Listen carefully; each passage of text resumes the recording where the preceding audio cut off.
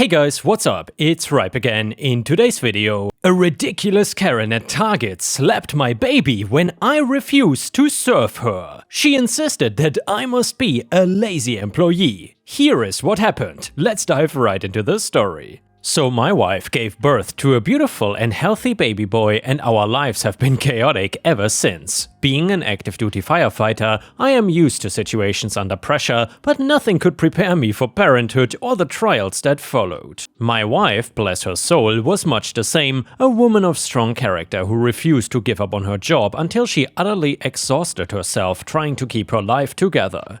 This morning, I left her in bed for a well-deserved lie-in while I kept a careful watch over baby Junior. That did not necessarily mean I was ready for the task, as I found the cupboards running empty of necessary supplies. I did not want to be hit by a diaper emergency unprepared again. After an unsuccessful hunt for the car keys, I rang my best friend Tommy and asked him for a lift to the nearby Target. Tommy was free and happy to help, stopping by shortly after as I was leaving my wife a note on the fridge. The parking lot was a sparse and empty field of grey, mimicked by a sudden downpour from dark clouds. While parenting so far had many ups and downs in the first week, I did appreciate the closer parking spots. Tommy led the shopping cart along with baby Junior as I quickly crawled, then read out a list of groceries back to them, baby staring idly from the front seat. I quickly noticed the aisles were as empty as the parking lot outside, nervously wondering if I had missed the memo on the zombie apocalypse. My worries were relieved when I noticed an elderly lady looking at the cereals. She turned to look at us as we passed by and started filling our cart. I heard her call for assistance as we turned into the next aisle, though I imagined at the time that she was talking to an employee. After an eventful 10 minutes, the cart was full and the list was empty as we headed towards a checkout where a queue had suddenly formed out of nowhere. Suddenly remembering that I needed to buy something for dinner, I left Tommy in charge while I ran off, dashing through the maze. With luck and tall jeans on my side, I find what I'm looking for on a high freezer shelf holding the pizza firmly as I turn to run back to checkout. Just before I can dash away, I see the same lady from earlier standing close behind me, like a quiet tiger sneaking up on prey. I turn to move around her and become confused when she steps in my path. She starts to talk about needing some things she couldn't reach around the corner, rambling about her grocery list while I stood cornered. I waited for her to make a point, but when she stopped talking, she looked at me expectantly, finally giving me time to ask more directly. Her face twisted as if in an outrage as she repeated her grocery list and difficulties to me. I was getting kind of annoyed at this point and being pushed for time, as I already was. I apologized and tried to step around her again. This time, the lady swung her shopping cart around to block me off. Before I had the chance to act offended, she beat me to it, cussing me out about how awful I was that I, quote, wouldn't serve a nice old lady. I'm not sure what definition of nice she was using though. When I dared to open my mouth to talk back, she shouted even more, swearing outright that she would get me fired now as well. Her angry ranting began to draw in curious shoppers who stopped and peered around the aisles to watch the drama unfolding. A sound of glass breaking in a nearby aisle took her by surprise and distracted her long enough for me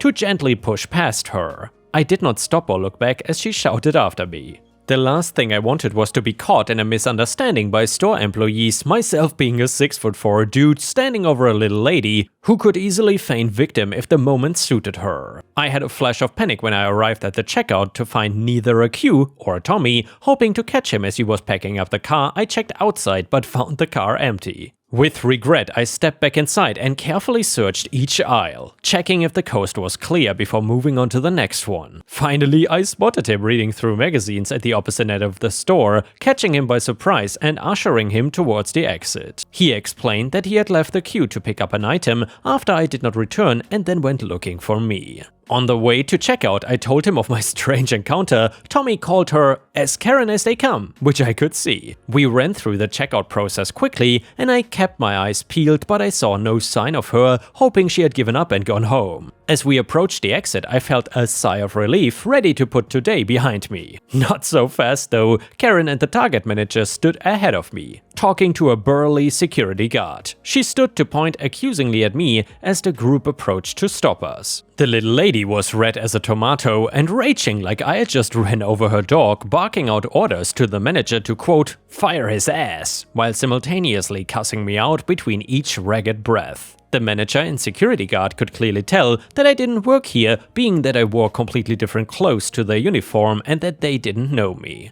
They tried to convey that to Karen, but she was unable to be reasoned with. She was a 60-year-old baby having one hell of a tantrum. Meanwhile, the actual baby who had been fast asleep in the shopping cart had now stirred from the noise and had begun to cry. Immediately, I turned my back on Karen, which only gave her something new to be angry about as I tried to calm my infant son. Karen had the audacity to think that I had turned away to try and run off with the groceries, circling the group to hold onto the cart at the other end. The monster was now also face to face with my baby, who only now seemed to realize that the Karen monster was there. Tommy, during this nightmare, had snapped out of his stupor to talk things over with the manager, leaving me to deal with Karen alone. Now much closer to the lady, I realized why she looked familiar, recalling a similar tantrum I witnessed a few months back where she had reduced a store employee to tears. Her bloodshot eyes turned from me to the baby, breaking out stalemate staring contest. She told him to stop crying, a woman of clearly little to no parenting skills or brain cells left to boast about, shouting at a baby and expecting them to calm down. As her hands leave the shopping cart, I swoop in to pick up baby Junior, unsure but unwilling to let Karen's actions play out. I didn't know this lady, but every cell in my body was screaming about her. I turned again to face away from Karen, which seemed to calm the baby slightly,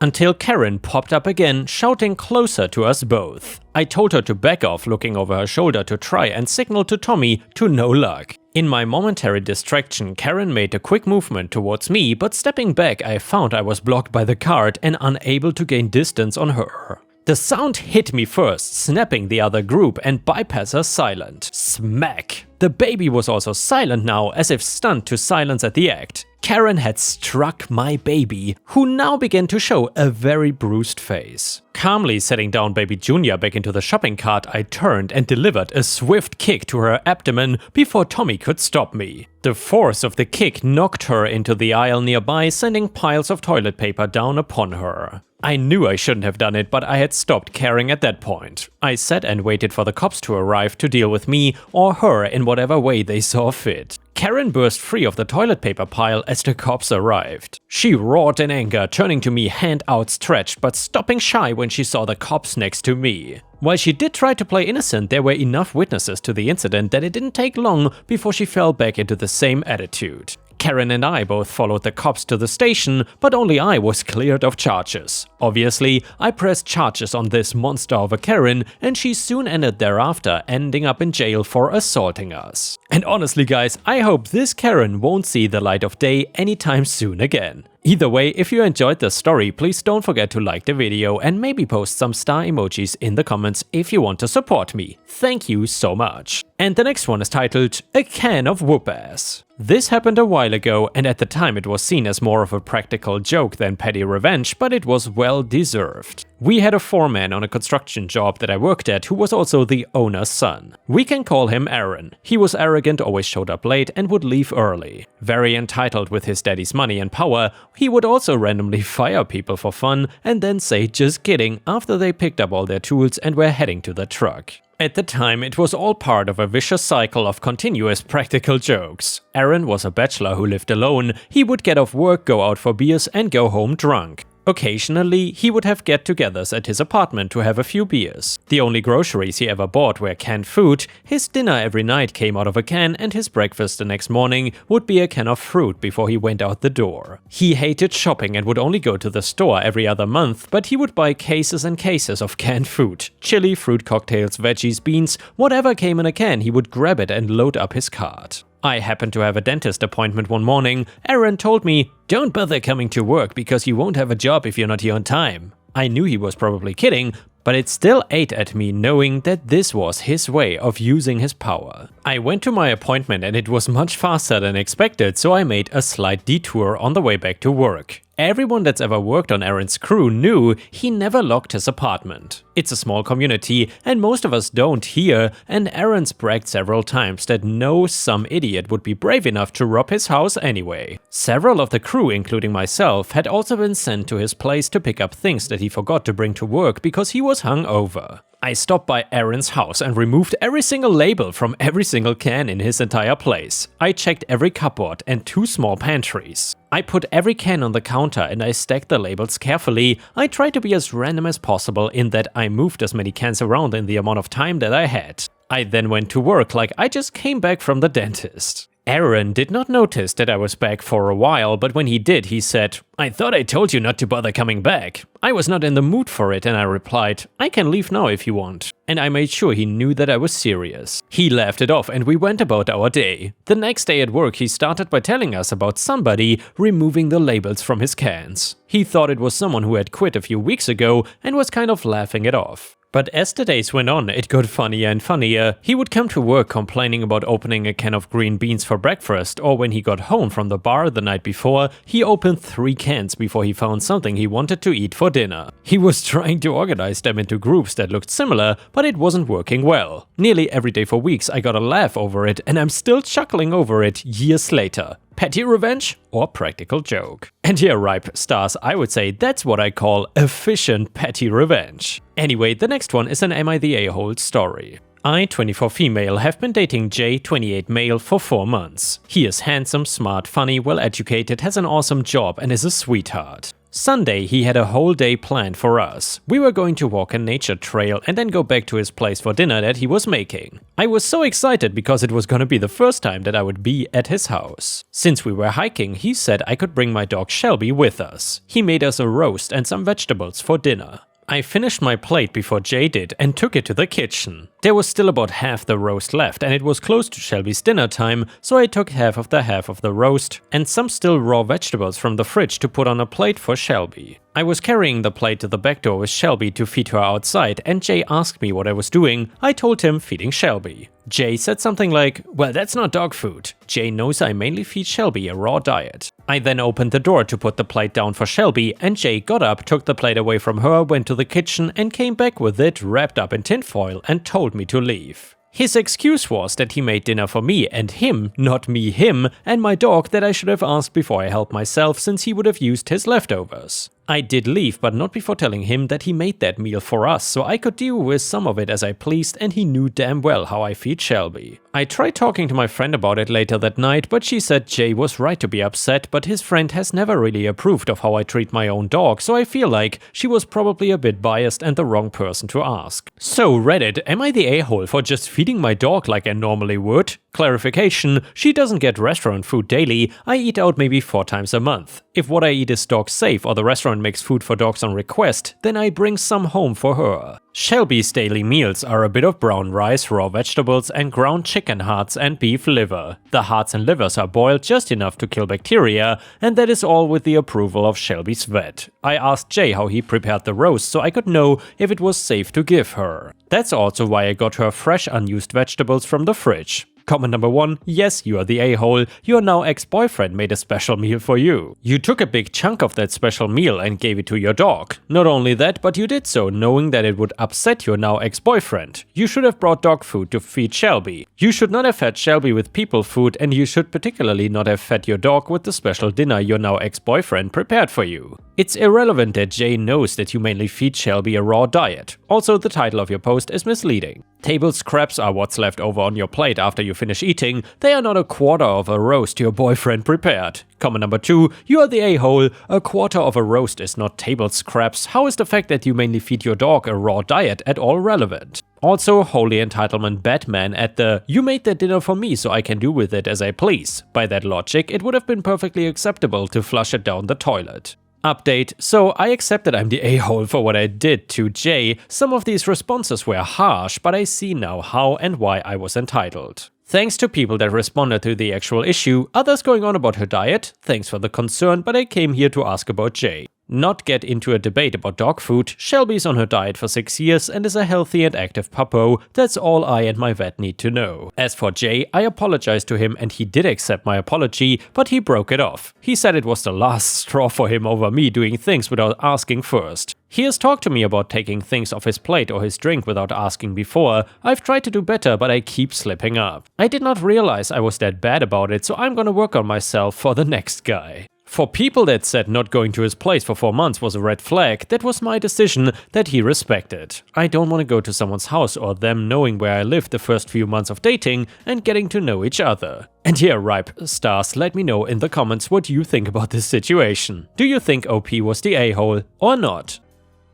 And the next one is titled, I don't own this fence. This is actually an I don't live here story. A few years ago I was walking my dog past a rowboat club place where they do races and lessons. Sometimes for events the parking lot gets pretty full and it was one of those days. As I walked past the parking lot, an angry gentleman got my attention. Disgruntled rowboat boomer. You really need to fix that fence. It's been like that for 6 months. He gestures to the fence between the rowing club and the house next door, which is broken and has fallen across part of the parking lot. Me, confused but trying to be sympathetic. I'm sorry, I don't work here. Him. I know that, but that's your fence, so you need to fix it. Listen, I know it broke because of all that heavy snow we got this winter, but it's been 6 months. It is taking up 2, maybe 3 parking spots. Me? Oh, that's not my house either. He scowls in utter disbelief. What do you mean that's not your house? Me? I'm just walking my dog. I live half a mile away.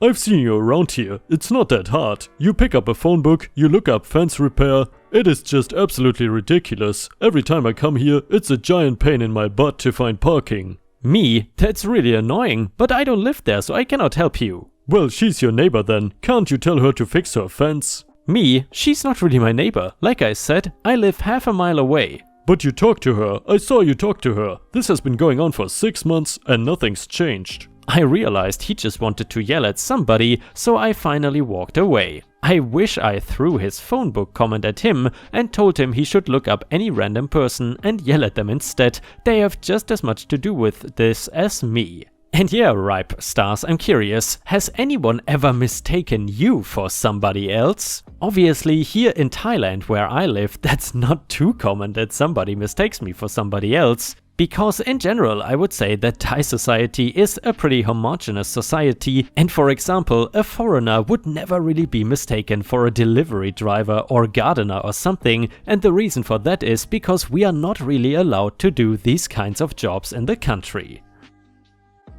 The next one is titled, I almost got killed. I, 21 female, am a dialysis patient who is handicapped, wheelchair bound. I was going to turn 18 when dialysis began. I cannot have a fistula, so I have a permacath. Now, I have a tendency that my permacath gets blocked in 3 to 4 months. Now, my permacath was blocked and the doctor suggested an anticoagulant injection for the blockage. The duration was of 14 or 15 hours because it was pushed through a machine very slowly. The thing with anticoagulant is that it can start internal bleeding or some more dangerous stuff, which I don't remember now. I was in ICU because of risks. I'm a patient who cannot be without my mom. She takes care of everything as I am in a wheelchair. The nurse in ICU are particularly worse. They don't let relatives come inside, but my doctor had given permission for my parents, and now I was in the ICU and beside me was an elderly man with lots of pipes. He was awake but just couldn't speak. My mom was coming many times because I needed help. One particular nurse was very entitled. She used to think that she is the owner of the ICU. She gets angry when my mom comes. Now, injection was over and the ICU doctor, an entitled nurse, EN, was checking flow. I was lying down, the flow was perfect, I was delusional because of other meds. The thing is that EN left the permacath open and went along with the doctor. As I was delusional, I said to drink water. As soon as I said, blood started pouring out. I don't know how much blood came out, but I got dizzy, oxygen dropped and I fainted.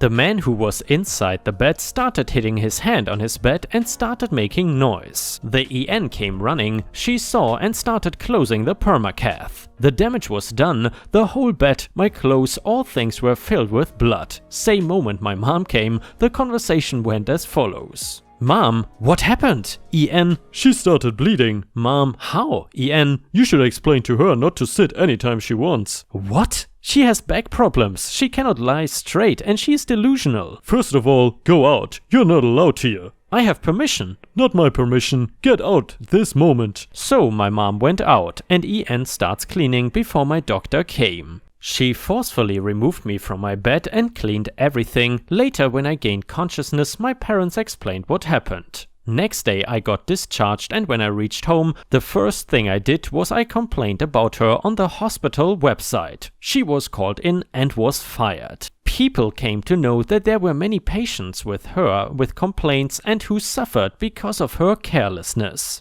She always used to clean everything before the doctors came, and the ICU doctors used to support her. At least in this story, there is a happy ending. And with this, we have reached the end of the video. However, if you cannot get enough of my content, please check out my endless playlist, where you can find thousands of hours of content. In addition, please don't forget to subscribe to my channel to not miss any of my daily uploads. Thank you so much in advance, and I hope to see you again tomorrow.